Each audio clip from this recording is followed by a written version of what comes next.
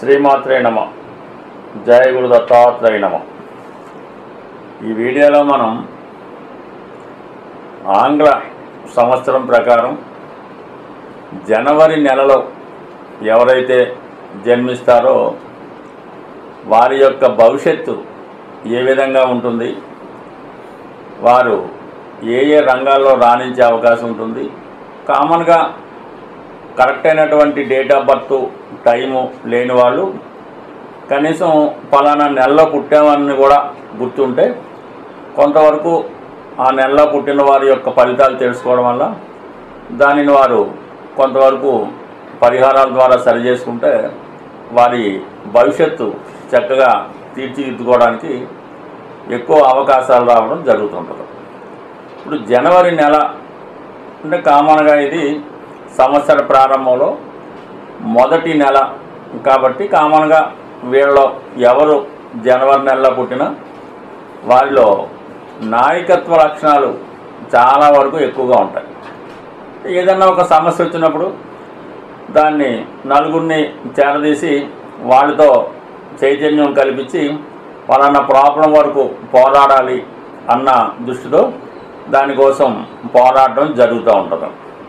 అలాగే వీళ్ళకి సంబంధం లేకపోయినా ఆ గ్రామంలో ఉన్నవాళ్ళు చుట్టుపక్కల ఉన్నవాళ్ళు వారికి ఏదైనా సమస్య వచ్చినప్పుడు వీళ్ళ దగ్గరికి వచ్చి వీరికి సమస్య వచ్చిందని వాళ్ళు చెప్పుకోవడం వల్ల వీళ్ళందరినీ కూడా కూడబెట్టుకొని పై అధికారులను రాజకీయ నాయకులను సంప్రదించి అవసరమైతే వాళ్ళతో పోరాడి అవసరమైతే సొంత ధనాన్ని కూడా ఖర్చు పెట్టుకొని ఆ సమస్య పరిష్కారం అయ్యేంత వరకు కూడా రిపీటెడ్గా దానికోసం ప్రయత్నాలు చేస్తూ ఉంటారు. ఈ ప్రయత్నంలో ఎవరికన్నా ఏదైనా డబ్బులు అవసరమైన, పని అవసరమైన, వసతి అవసరమైన తగు విధంగా సొంత ధనంతోనే సమకూర్చి ఇతరుల యొక్క సమస్యల్ని పరిష్కరించడానికి ఎక్కువగా ఈ జనవరి నెలలో పుట్టిన వాళ్ళకి సహాయపడుతూ ఉంటారు.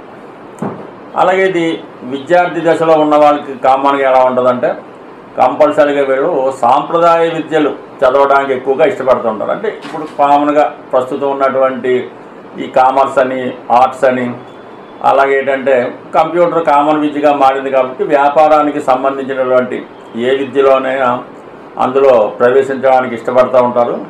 అలాగే చాలామంది తెలుగులో కానీ, ఇంగ్లీష్లో కానీ, సాంస్క్రిట్లో కానీ ప్రావీణ్యం సంపాదించాలనే ఆలోచన ఉంటుంది. ఎందుకంటే మన యొక్క సాంప్రదాయాల్ని, పురాతనంగా వస్తున్నటువంటి విద్యల్ని కూడా కాపాడుకోవడం జరుగుతూ ఉంటుంది. సో ఆ కారణం వల్ల ఏంటంటే వాళ్ళ యొక్క మాతృభాషని ప్రోత్సహిస్తూ ఉంటారు. ఆ మాతృభాషలోనే ఏదైనా కమ్యూనికేషన్ చేయడం అది జరుగుతూ ఉంటుంది. సో ఈ విధంగా వీళ్ళు ఆ సాంప్రదాయాలని కాపాడడం, అలాగే మన సంస్కృతిని కాపాడడంలో కూడా ఎక్కువగా ప్రాధాన్యత ఇవ్వడం జరుగుతూ ఉంటుంది. కామన్గా వీళ్ళకి ఏంటంటే హెల్పింగ్ నేచర్ ఎక్కువగా ఉంటుంది. ఏదైనా ఒక ప్రారంభోత్సవానికి కానీ, లేదంటే ఒక పని కానీ జరుగుతున్నప్పుడు, లేదంటే ఎక్కువగా ఏంటంటే వీళ్ళు దైవానికి సంబంధించిన కార్యక్రమాలు, ఏదైనా పండగలు, లేదంటే ఇంగ్లీషు ఈ బర్త్డేలు, అంటే క్రిస్టమస్ అవ్వచ్చు, జనవరి 1 అవ్వచ్చు, సంక్రాంతి అవ్వచ్చు, ఉగాది అవ్వచ్చు, ఏదైనా తరతమ భేదం లేకుండా అందరికీ కూడా వాళ్ళ దగ్గర ఉన్నంత వరకు కూడా ఏదో విధంగా వాళ్ళు కొత్తగా నూతనంగా కనబడాలనే ఉద్దేశంతో వాళ్ళకైనా గిఫ్ట్స్ ఇవ్వడం కానీ, బట్టలు ఇవ్వడం కానీ, ముఖ్యంగా వీళ్ళ దగ్గర పనిచేసిన వాళ్ళు కూడా వీరిలాగా గొప్పగా ఉండాలనే ఆలోచనలో వారి యొక్క స్టాఫ్కి కూడా సరైనటువంటి సౌకర్యాలు కల్పించడం. వీళ్ళు చూస్తే ఎలా ఉంటుందంటే వీళ్ళ దగ్గర పలానా వాళ్ళ దగ్గర వీళ్ళు ఉన్నారు అన్న విధంగా వాళ్ళని కూడా హైలైట్ చేసి ఇంచుమించుగా నిజాయితీ, ఎక్కడికి వెళ్ళినా కూడా ఒక ప్రభుత్వ ఉద్యోగం చేసినా, ఒక రాజకీయ రంగంలో ఉన్నా, వాళ్ళు యాక్టివిటీగా ఉన్నా, ఒక సోషల్ సర్వీస్ చేస్తున్నా చాలా వరకు నిజాయితీగా ఉండడానికి ఇష్టపడుతుంటారు. ఏదన్నా ప్రయత్నం వస్తే సొంత డబ్బులు ఖర్చు పెట్టుకొని మాత్రమే ప్రయత్నం చేస్తారు తప్ప ఇతరుల దగ్గర ఏదో ఖర్చులకు ఇవ్వండి, లేదంటే పలానా ఆఫీసులకు ఇవ్వాలి, పలానా అక్కడ భోజనం చేయాలి, ఇటువంటి ఏమీ ఆశించకుండా చాలా డిగ్నిఫైడ్గానే వారి యొక్క ప్రయత్నం చేస్తూ ఉంటారు. అందువల్ల ఏంటంటే వీళ్ళని నమ్మి ఎంత గొప్ప పనైనా అప్పచెప్పచ్చు, ఎంత కార్యక్రమాన్నైనా వీళ్ళు సాధారణంగా వాళ్ళ కార్యసాధనతో తీసుకురావడం జరుగుతూ ఉంటుంది.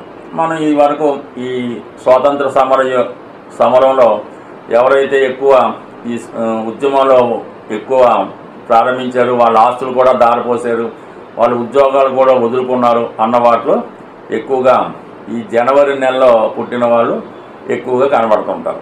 అలాగే ఈవెన్ మనకి తెలంగాణ ఉద్యమం వచ్చినప్పుడు కూడా ఆ సమయంలో కూడా చాలామంది ఈ జనవరి నెలలో పుట్టిన వాళ్ళే ఎక్కువగా ముందుకు రావడం, ఎక్కువగా విద్యార్థుల్లో అబ్జర్వ్ చేసినప్పుడు ఆ సమయంలో ఎంతమంది అయితే ప్రాణత్యాగం చేశారో వారి యొక్క డేట్ ఆఫ్ బర్త్లు అవి పరిశీలించినప్పుడు జనవరి నెలలో ఎక్కువగా వాళ్ళు జన్మించడం జరిగింది. అంటే వాళ్ళు దేనికైనా త్యాగం చేస్తారు అన్నదానికి ఇది ఉదాహరణ. అలాగే జనవరి నెలలో పుట్టిన ప్రతి వాళ్ళు ఏ విధంగా ప్రాణత్యాగం చేస్తారని అనుకోవద్దు.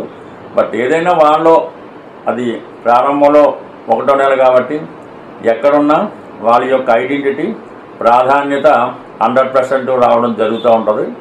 దాని తర్వాత ఏంటంటే వీళ్ళు ఎక్కువగా రెవల్యూషన్ మాట ఎక్కువగా తిరుగుబాటు ధోరణి కూడా ఎక్కువగా వీళ్ళు కనబడుతూ ఉంటుంది. అంటే ఆ తిరుగుబాటు ధోరణి ఉండడం వల్లే మనకి ఆ బ్రిటిష్ సామ్రాజ్యం నుంచి మన భారతదేశాన్ని రక్షించే ప్రయత్నంలో చాలామంది ఈ జనవరి నెలలో జన్మించిన వాళ్ళే, అందులో ఎక్కువగా అప్పట్లో సోషల్ సర్వీస్ అయితేనే ఉద్యోగాలు ఎదుర్కోవడమే చేశారు.